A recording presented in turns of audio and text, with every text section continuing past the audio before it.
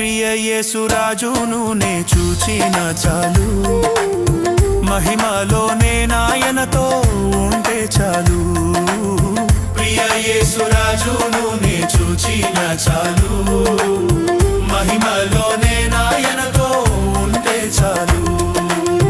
నిత్యమైన మోక్ష గృహము నందు చేరి భక్తుల గుంపులో హర్షించిన చాలు. నిత్యమైన మోక్ష గృహము నందు చేరి భక్తుల